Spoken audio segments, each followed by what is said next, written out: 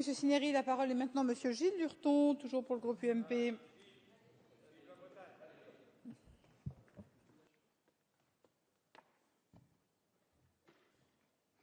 Bien, Madame la Présidente, Monsieur le Ministre, Madame la rapporteure et chers collègues bretonnes, Monsieur le rapporteur, 5 minutes pour évoquer un projet de loi sur la consommation, c'est très court. Encore que le temps programmé décidé par votre gouvernement me permettrait de dépasser ce temps comme l'ont fait un certain nombre de mes collègues depuis hier. Je sais que vous me répondrez que c'est la précédente majorité qui a mis en place cette méthode de travail parlementaire. Mais à mon avis, l'examen des amendements en fera les frais. C'est regrettable pour un texte qui mériterait tant et tant de discussions. Je comprends aussi l'empressement du gouvernement à surcharger le Parlement pour mieux le bâillonner.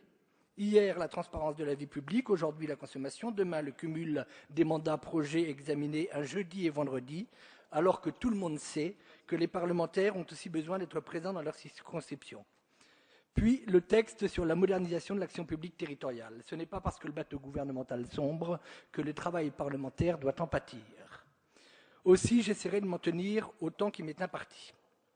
Qui d'entre nous ici, au quotidien, en relation avec ses concitoyens, n'a pas été saisi d'un problème de consommation? L'évolution des nouvelles technologies et les moyens de communication numérique rendent également indispensable une nouvelle législation. Vous l'avez d'ailleurs pris en compte dans votre projet. Qui d'entre nous ne ressent pas la nécessité de faire évoluer notre code de la consommation, vieux de 20 ans, face à des pratiques qui n'ont cessé d'évoluer, face à une nouvelle législation européenne? Ce constat avait déjà été fait par le précédent gouvernement. Notre nouveau collègue Frédéric Lefebvre avait initié un processus de toilettage du code de la consommation, processus qui n'a pas été jusqu'à son terme en raison, comme vous le savez, d'un changement de majorité.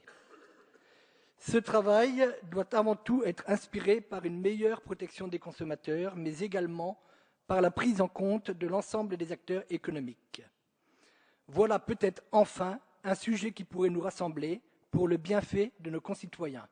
Après tout, au-delà de nos différences politiques, nous sommes tous des consommateurs. Mais votre projet, s'il présente quelques avancées, comporte aussi des imperfections patentes, des divisions manifestes, des réductions de droits. Mon souhait n'est pas de polémiquer à tout prix. Mon souhait est animé par la recherche d'une juste égalité entre les consommateurs, par le désir d'une meilleure justice sociale entre les entreprises, par une volonté de réconcilier consommateurs d'un côté et société commerciale de l'autre.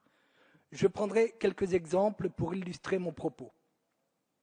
Le premier porte sur les ventes hors établissement, appelé plus communément le démarchage à domicile.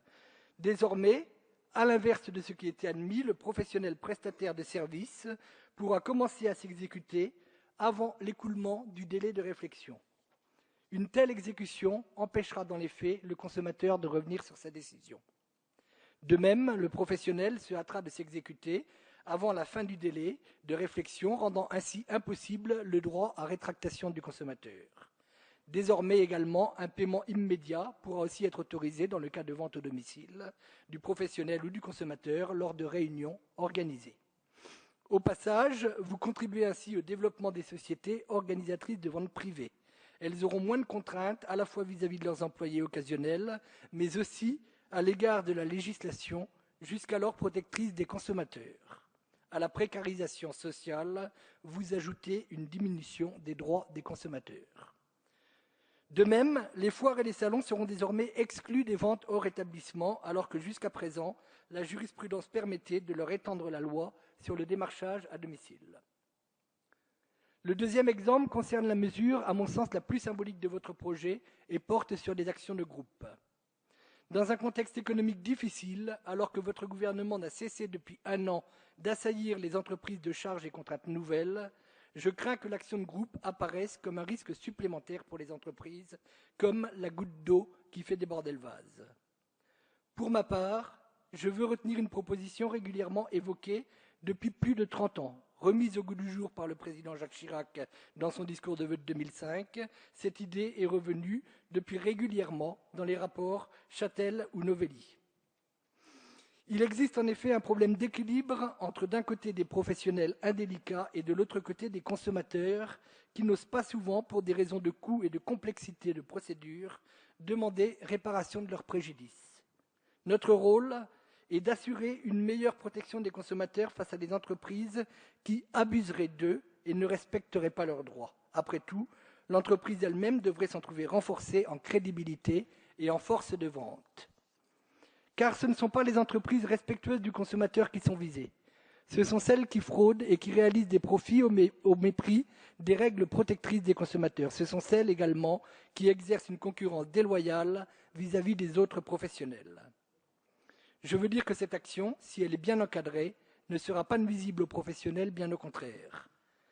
Cependant, si nous pouvons admettre ce principe de l'action de groupe, principe aussi, je le rappelle, imposé par la réglementation européenne, les mesures préconisées dans votre projet ne peuvent qu'interpeller.